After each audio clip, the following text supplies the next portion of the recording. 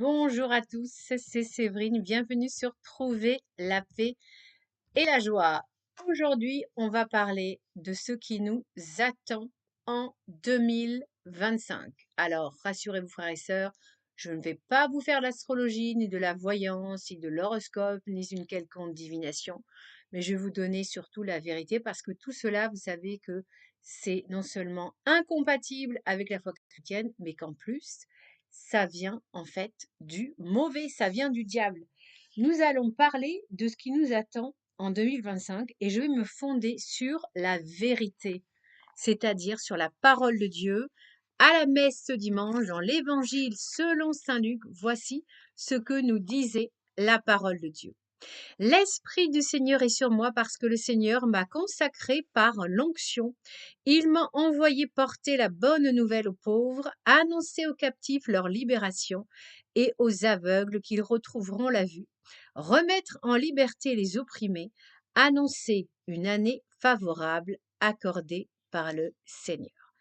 Alors j'espère que vous avez été attentifs parce que là, ce que nous dit la parole de Dieu, c'est que Dieu il nous annonce une année favorable. Et c'était vrai du temps de Jésus, mais c'est vrai maintenant.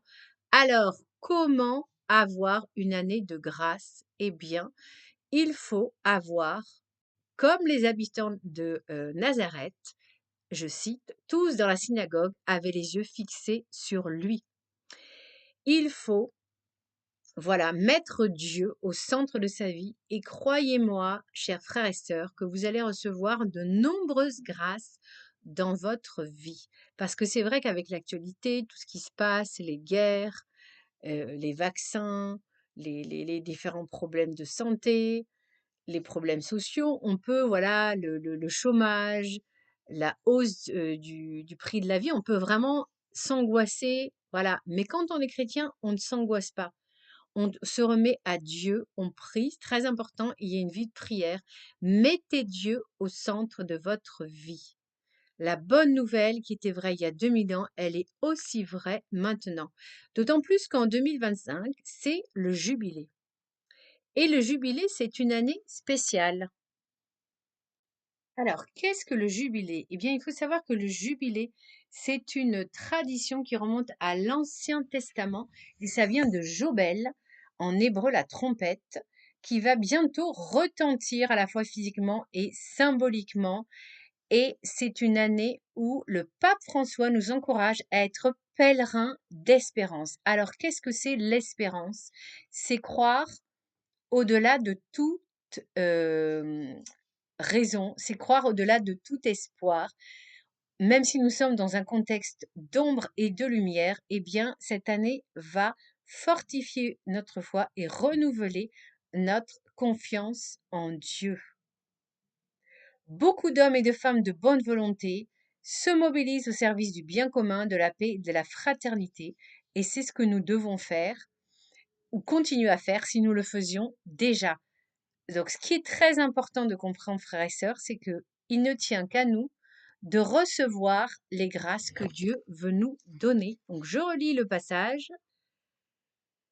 Portez la bonne nouvelle aux pauvres. C'est-à-dire, frères et sœurs, vous êtes dans des conditions financières difficiles, tenez bon, ne sombrez pas dans l'angoisse, dans le stress. Dieu pourvoit à vos besoins. Ayez confiance et vous serez récompensés à la hauteur de votre foi. Annoncer aux captifs leur libération. Alors, on peut le prendre dans tous les sens du terme, puisque cette parole s'adresse à tous les êtres humains. Pour certains, ça sera littéralement une libération d'une prison réelle. Pour certains, ça peut être une prison dans laquelle ils ont été condamnés parce qu'ils défendaient de justes causes.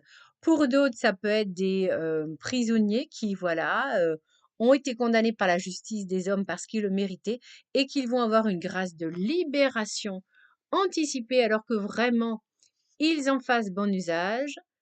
Mais ça peut être des personnes qui sont prisonnières, peut-être de relations malsaines, d'habitudes malsaines. Voilà, chacun va y comprendre en fonction de sa situation, puisque la parole de Dieu s'adresse à chacun personnellement.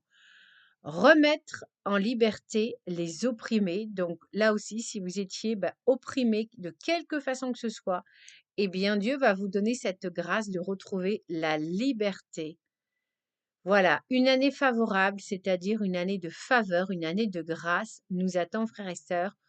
Une seule façon pour bénéficier de ces grâces, eh bien mettre Dieu au centre de nos vies. Voilà, j'espère que ce message d'espérance vous aura apporté beaucoup de paix et de joie. N'hésitez pas à le partager autour de vous et on se retrouve vendredi pour prier le chapelet de la miséricorde divine. D'ici là, soyez pèlerins d'espérance. À bientôt.